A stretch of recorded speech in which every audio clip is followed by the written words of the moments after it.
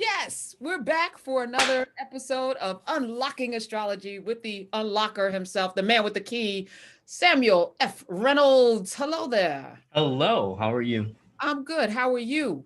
More I'm importantly. I'm doing better. I'm coming along. I had a Okay. little bit of a health adventure, but coming on the other side. I saw it Blessing. coming. Okay. Did you see it coming? Yeah, I mean, I knew I would have some challenges this year. Okay. All right. That's interesting. Do you read your own chart? Yes, not religiously. Like I don't know what's happening from day to day. I don't look each day like, okay, this day this is gonna happen to me. Blah blah blah. I don't do that.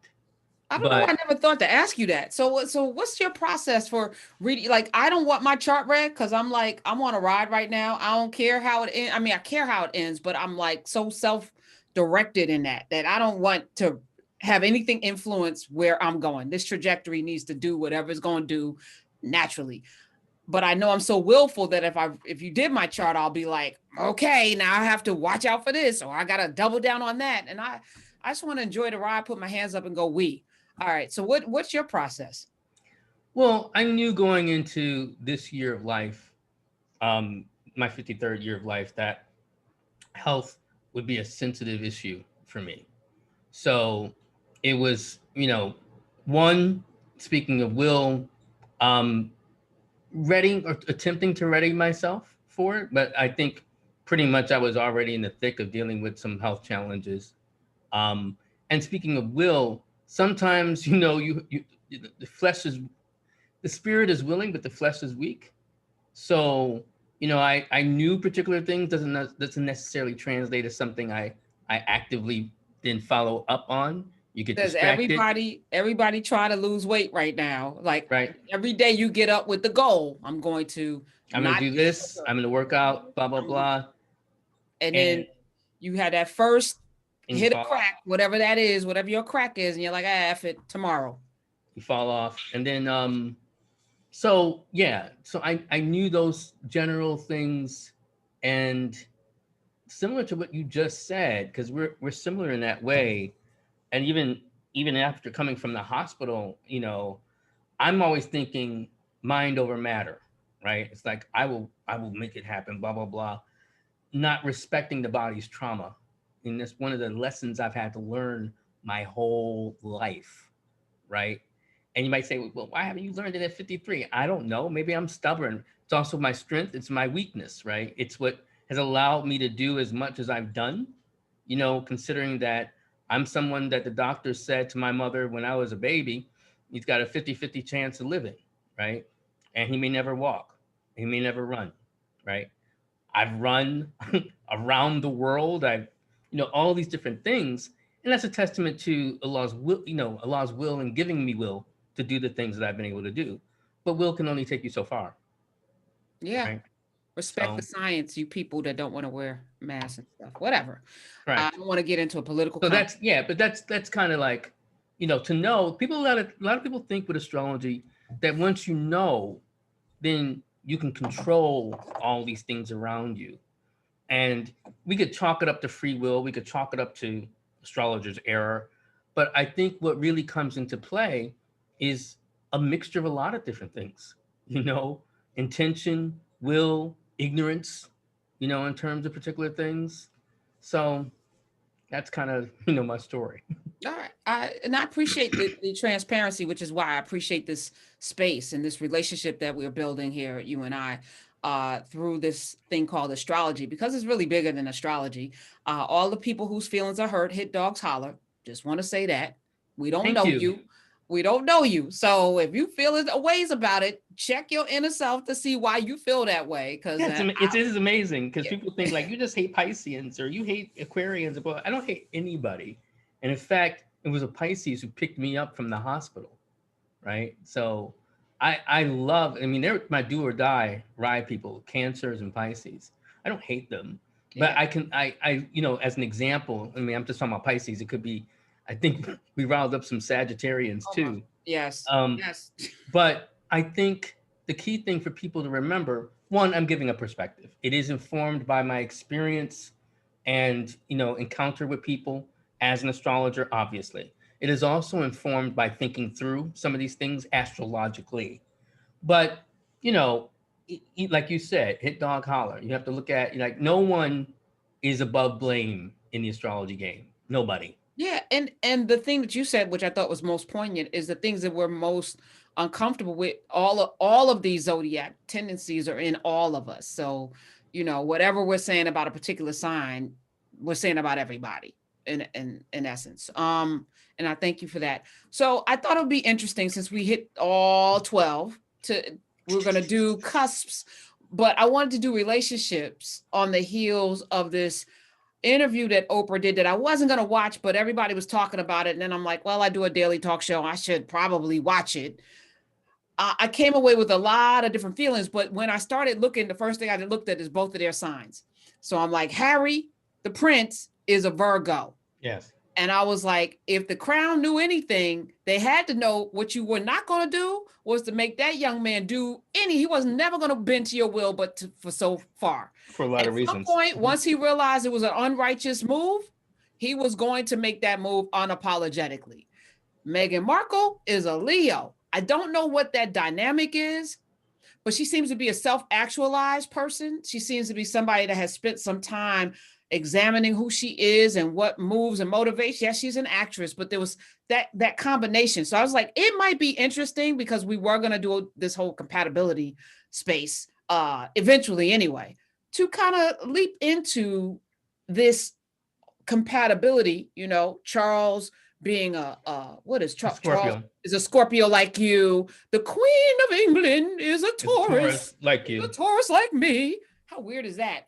And how these dynamics play out under this monarchy that not me and you, we shouldn't, but we have been trained to worship at the feet of unworthy men, kings and queens, people who are there by birth, mostly inbred, mostly degenerates. I said it, y'all can at me, but we put them on a throne, literally, and worship at their feet.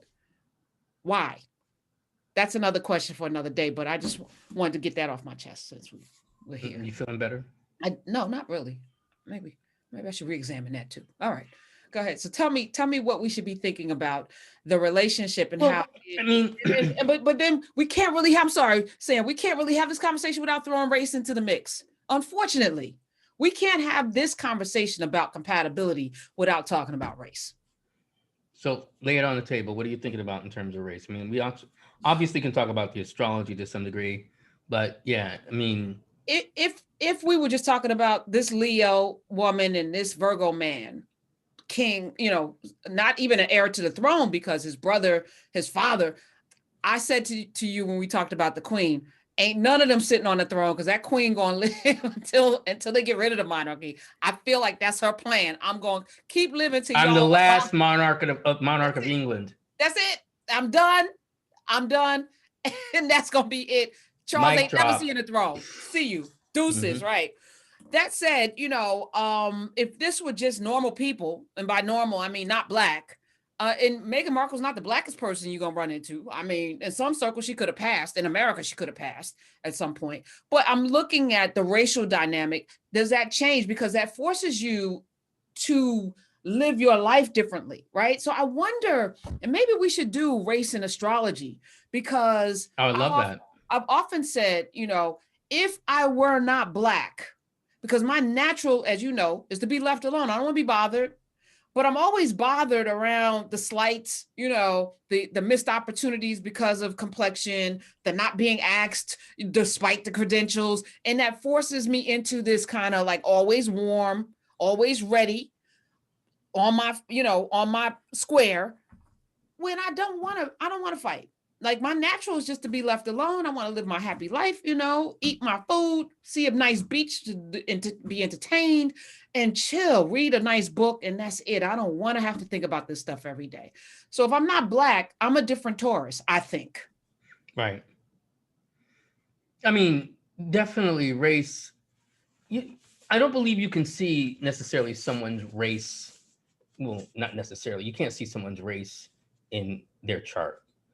What you can see is perhaps more so how they have a certain encounter with society that gets framed by certain dimensions of what we might say a socioeconomic status, right? Or even what we could call a racialized status. So an example might be that, if I'm a Serb somewhere, you know, or a Muslim Serb, right? It may be that during that particular war, I faced a lot of particular discrimination that's highlighted by a Moon Pluto opposition in my chart. Now, if I had been born Black, it would have manifested with an encounter perhaps with the police or something like that, or in terms of a housing situation, as an example. So it's more like the societal framework contextualizes the astrology. So we can see, with Meghan is interesting. Now, I did not see the interview, so I need to be clear on that. It's not, as I explained to you in a different context, I don't follow the royals as much as many other astrologers. I know some astrologers who know the charts of Lady Di and the Queen off the top of their heads. You know, I won't get too much into my own philosophy related to it, but I recognize this part of my Americanity, which is kind of like, we left them behind. And I'm fine with that. Like, I'm done with the royals. I don't need any royals. I also don't, this is going to be a sidebar. I know this might be controversial. I don't need to have it in Africa either. Right? So, well, we won't get into that for now. No, I agree. So I'm like, I'm not, a royal fanatic, but what's interesting about her, and then, seeing it in her chart. Who's her? Sorry, Meghan Markle, the Duchess of Sussex. What's interesting about her chart and then her encounter with race is that she's a moon in Libra. She's a sun in Leo with a moon in Libra and a Cancer rising. And from what I've been able to gather, because I Twitter watch a lot of things. If you get on Twitter long enough, at the start of something, you can figure out things from the tweets, and sometimes some things are streamed through and you can catch it. She seems like she's been going through, and she's not an older woman. I mean, she's 39 years old. But I think she went through a late blooming in terms of some dimensions of her racial consciousness and awareness. And with that moon in Libra conjoined, and she's part of a very special generation. I'm going to talk about this generation, and they're not a wide birth of time, but those born 1980, 1981 went through something that astrologers call the Great Mutation. I know that sounds messed up, but that's not, just hold on, it's not what it is. So it's when Saturn and Jupiter conjoined in an air sign, breaking a cycle of 240 years of coming together in earth signs. And then that has now come to pass, starting in 2020, Jupiter and Saturn came together in Aquarius and now in air signs, and that's going to be true for the next 240 years. Now, what does this mean? That particular generation dealing with air really wants air. Like we talk about, in Black America, I can't breathe, right? So they want this sense of air. They want this sense of life surging through them. They want this sense of freedom, communication, all that. She's part of that group, right? And wanting to kind of express themselves. Now, she also has a North Node in Leo. So she may have felt this sense of specialness throughout her life, right? She may not have known it was going to manifest as becoming a princess, but it has come that. But she has this dissonance, between wanting to kind of find a way in which to breathe and articulate herself, and at the same time affirm the sense of specialness.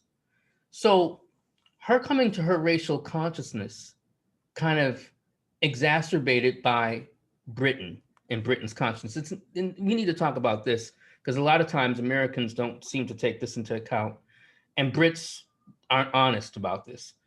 Britain has long had a race problem. I've had so many Brits come to me and say, like, listen, we're not like you, in your states, and how you do things. It's not how we do things here, right? And I'm like, you're worse, right? You're worse because there's been a greater push of assimilation in your country than we had the ability to do in our country, right?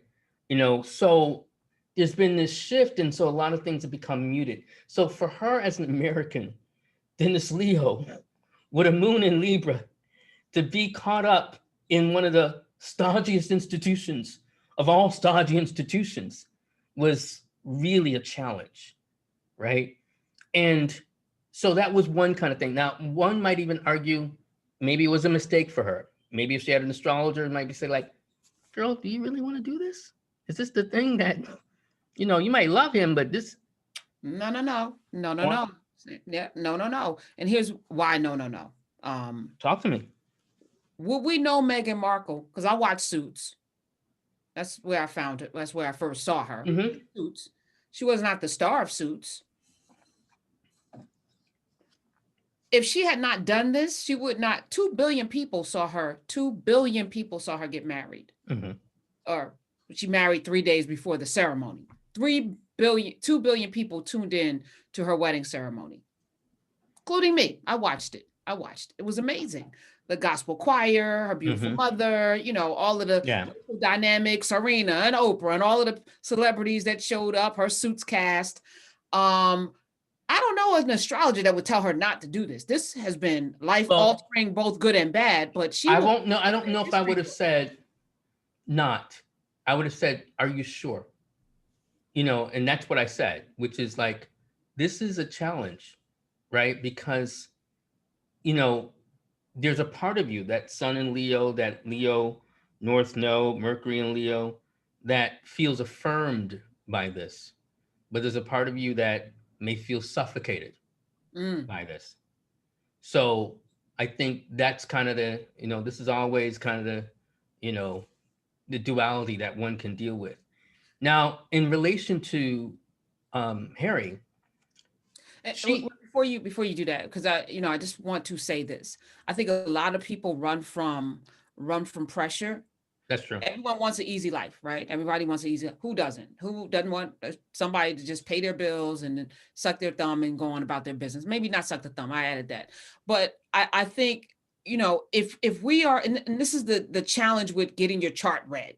If you avoid the trouble because it's hard, then you never become potentially what you're going to be or what you were put here to be, right? So I agree with you. The problem, right? Go ahead. I'm sorry. But the problem that I think some astrologers lapse into, and many people, is that they don't think about the problem. They think about, this is what I'm going to gain. This is what I get as the affirmation. Because especially for Black people, we're so hungry for the affirmation that we don't think about what we're getting into, what we're stepping into. So it's good to go into something with your eyes completely wide open, right? But that's what I think would have been most important for her to recognize. Now, here's the interesting thing. I believe she found in Harry the perfect impetus by which to find that freedom in those closed circumstances. Now, I think I told you, I hadn't really paid much attention to their charts. I mean, I have tons of colleagues and astrologers who've kind of gone on and on about Meghan and Harry and their child and everything else. And I'm like, whatever. So I looked at their chart, and I will tell you, I was gobsmacked looking at looking at Mars. Her Mars is exactly opposite to his ascendant. Now, let me explain. When I say exactly, to the degree and the minute, which is, wow, it's phenomenal. It's not even just rare. Like, you can get to the degree, but not to the minute. And why is this important? And what do I mean? Okay, so Harry is a Capricorn rising, 11 degrees, 26 minutes. So your rising sign, people might remember, I've talked about the rising sign is the route by which you're steering through to fulfill your soul's intention, right? It gives us the overall map, literally, of how you're making out in life. So that's his particular dealing with, feeling he didn't feel exactly the burden of the crown by being a Capricorn rising, but I think he came with some measure of dealing with some burdens, obviously losing his mother, you know, feeling the weight of that. He is the one who actually had a military life, right? So her Mars, right, is actually directly opposite to that point, what we call the descendant. So she militarizes him on some level. She emboldens him, right? Now, on a different level that has probably not manifested yet, and I hope it never manifests, she also can goad him, right? You know, maybe she like prods him and, you know, she might get on his nerves eventually. I hope not. But because that Mars signifying that can be that kind of dynamic. But right now, she's like, what we doing? I don't know. What are we doing? We're moving. Okay, we're moving. Right. And I'm not trying to make him into something spineless or that he doesn't have some sense, but I think it actually gives him the fortitude to move on feelings and thoughts he has long had. Like his anger, people are like, oh, I think he's angry at his father. He's been angry at his father for a long time. His Saturn is opposite to his moon, right? So some measure of dealing with authority, trusting authority, feeling safe, feeling like he really does have that sense of nurturing, he doesn't feel like he's had, right? Um, he probably, I didn't see the interview. I'm sure he was very careful in discussions about his mother, right? Because I'm sure he has very deep-seated feelings about his mother and what happened to her, right? And so I think there's some of that because his Mars is also Actually, that was the impetus, right? Mhm. Because his mother is not here because the paparazzi, because the media, because the press, because the crown didn't protect her. So two Mhm. things going on. And now they stripped the protection from his wife and his child in particular. No protection. And I see the same thing happening with the media. Yeah, And now we got this race thing on top of it. And they're being very mean, cruel. And this woman, my wife, I love her. I do not want this to happen. I lost my mother. I don't want to lose the mother of my child. Or right. So I think these things are deep seated in him, and I think you know she emboldens him to kind of separate himself from that life. Whereas if he probably had married a Brit, you know, or someone who didn't have this level of controversy surrounding her, um, he might have felt trapped, even more trapped, you know, trapped because was the word. They used the word trapped. How he weird would is have felt more trapped this? because it's like, you know, I would have been, you know, dealing with a woman who's like, this is what I want. This is what I was bred for, right? You didn't get that in Meghan. Meghan may have had a sense of, you know, a touch of wanting to feel special and destiny with that, but she hadn't been bred to kind of become a royal. Right. And I think he Didn't struggled, even know how to curtsy. Didn't know the protocol. Had to look up how to do some of these things on the internet. right? Okay. Yeah. So So I think, compatibility though. All yeah. right. So Because I was here's the, saying, just on the Virgo tip, she picked the right one because by and large, my experience with Virgo is like they not that they don't give a F, but they are willing to walk away from a situation that is not in their best interest and they don't care what it looks like. They don't care what you think about that, right? They're gonna do what they feel is right. So I felt like she had the right person to do this with, to make this I move. think that can be somewhat true. I mean, remember, neighboring signs can be both a boon and a challenge, right? Mm, Because the boon is that they may have some overlap of planets to share, like in terms of, you know, like they don't have a lot of overlap. I mean, he has a Venus in Libra, she has 4 planets in Libra. So dealing with manners, communication, or I should say respect in communication, that's going to be important for both of them, which is a good thing that they can share. So the other boon is that, you know, at least one of them has kind of lived through the other sign, right? So, you know, the Virgo has gone and lived through Leo in utero, at least. The challenge that can happen between neighboring signs is that sometimes there can be a disconnect in terms of, you know, not even just a disconnect, a challenge where they feel like a dissonance because one feels like they're the answer to the other, right? Now, Harry is manifesting the better attributes of Virgo, Mm-hmm. in terms of his meticulous attention to his wife, right? Not just in terms of her safety. You know, one of the things that we can, especially as a man, can, appreciate him doing is how he's always, untangling and pulling out her hair when it gets, pulled down or something goes out of whack, and just really careful about like what happens around her and to her. That's Virgo, right? And so he's going to be thinking about the details. She might be the impetus in terms of like, this is not what we need to do. But in terms of making it happen and laying it out, that's what Harry's going to be very good at, and making the planning related to that. And it's not just because of his privilege, but I think he does have the meticulous attention. He has a Mercury in Virgo as well. So he's probably an excellent thinker and planner, um, and being able to like spell through things.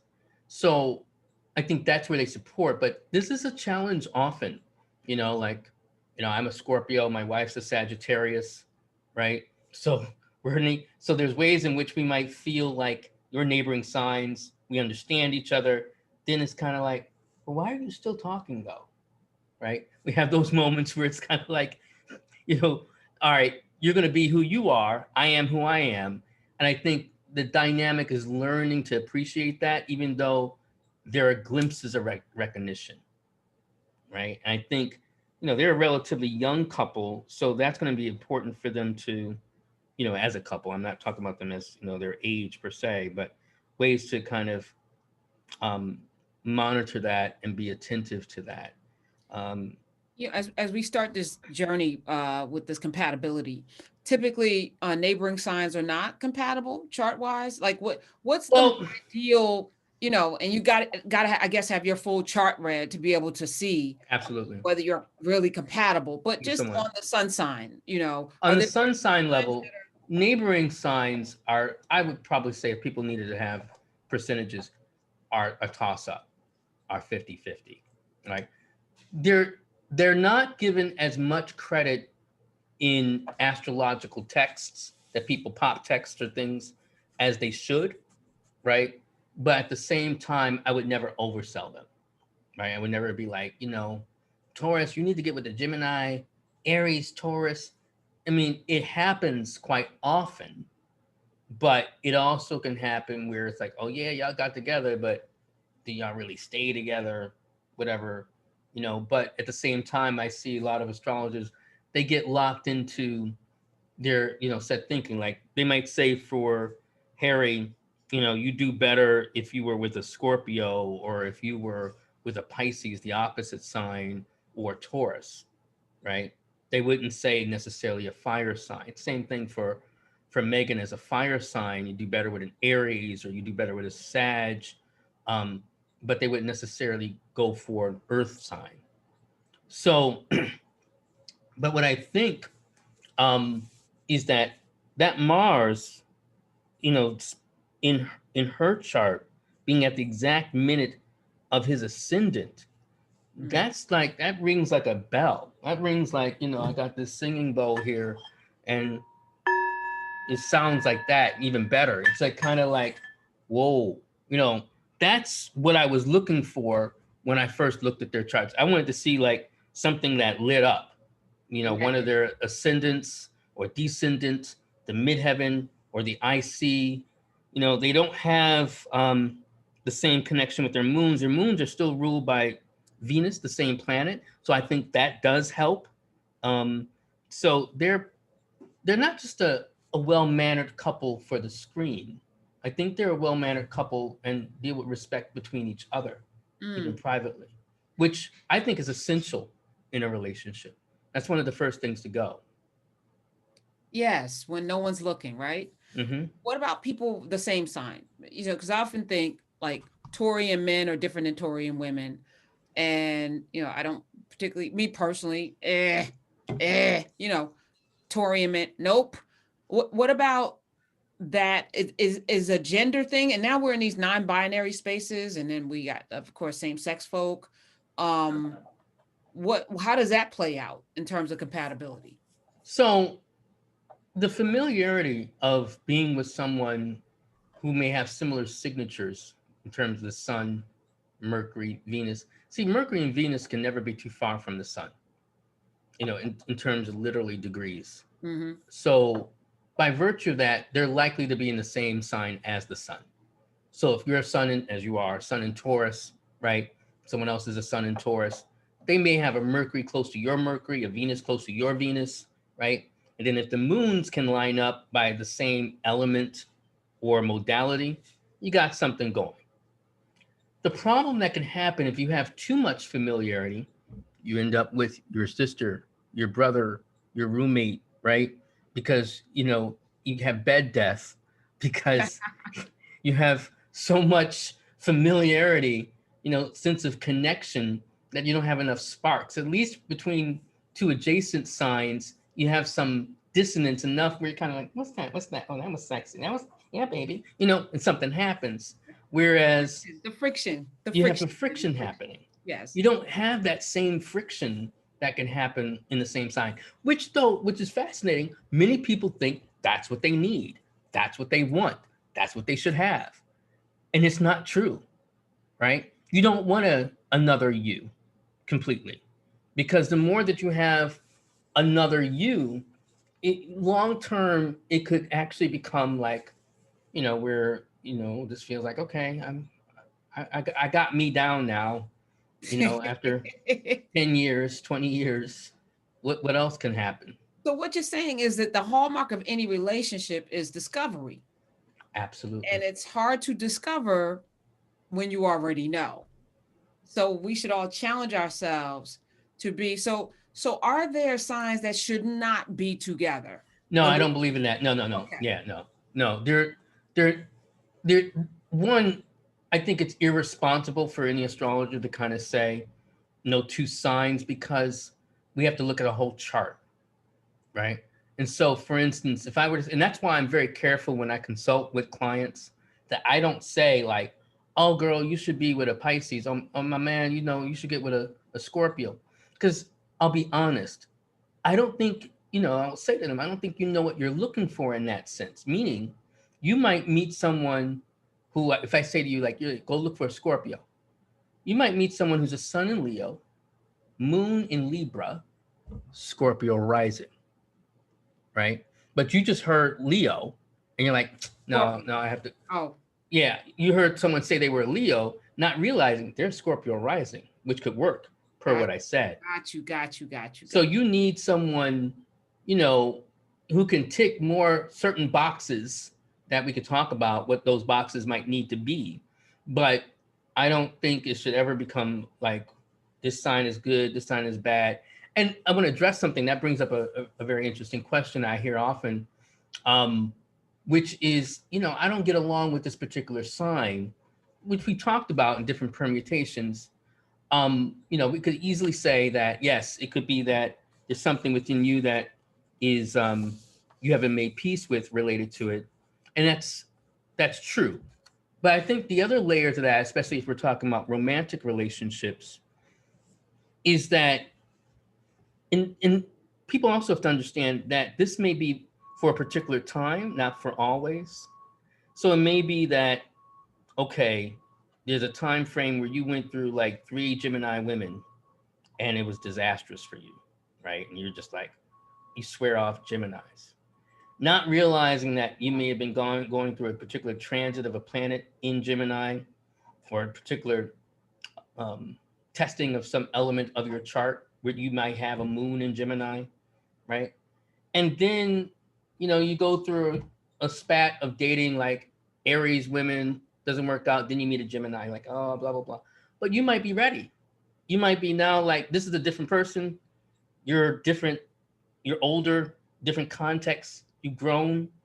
And so you can make more space, and don't see things a certain way. I know that's how my dating life has been, in terms of, before. So those are things to contemplate.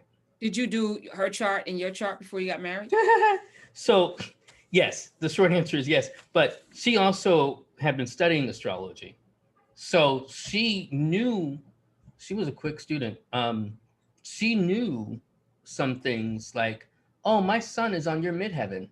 Like she knew, like, and your Saturn is here, blah, blah, blah. I mean, that's a longer conversation, but she pretty much hooked me in than me hooking her in, and Okay. knew And it let's talk about astrologically. and let's talk about all of those nuances. And I also last question, do you think, and I'm growing to believe the latter, but do you think we are gonna, all of us are destined to have that forever notebook type love, or is this a series of discovery of self as we, navigate through other people, relationships? Mm. Well, I think you can have those series of discoveries even with one person if Mm, it's a person who's committed to their own growth and their own learning. So I think the key tie-in is being committed to discovery and um, learning dimensions of yourself and recognizing how that works in real time through something that we call the cosmos, which we call through astrology. So I think that's kind of the tie-in. In terms of notebook love, I don't want to. I am a recovering cynic, and I will say recovering. recovering. Sure. But I will say that I don't know if that romantic love is relatively new in human history, right? This idea um, that I find the one, I'm with the one. That's probably you know 600-700 years old in terms of how it's working in human history. So I think that's something that if people want to draw and need comfort from that, I think that's wonderful. But I don't think that that's the key dimension that what we're seeking or what astrology blesses or even promises. A lot of people have used to come to me and be like, is this my soulmate? Have I found my soulmate? Blah blah blah, and they're looking through astrology, and I tell them what I can see is where you have compatibility and what you kind of can work to make happen. This whole thing about soulmates, and I'm not poo-pooing it or whatever, because that's not my philosophical basis for things or understanding. But I will say this: I have seen plenty of situations where people have found their soulmates and their soulmate didn't want to be on board with their program, right? So you may have found your soulmate, but doesn't mean that it's going to be you and that person for the rest of your lives. I love it. All right. Well, we're just scratching the surface. We'll be back with more Unlocking Inshallah. Astrology. Oh, you can follow him at unlockastrology.com and SF Reynolds on the Twitters. Sir, thank you. Back in my day, we Thank had you. 9 planets too. Yes, we're in the same day. Just want to let Hmm. you know. All right. Yep. Appreciate you. And speedy and full recovery, sir. Thank You'll be you. good. Thank you, Karen. All right. Thank Bye you. bye.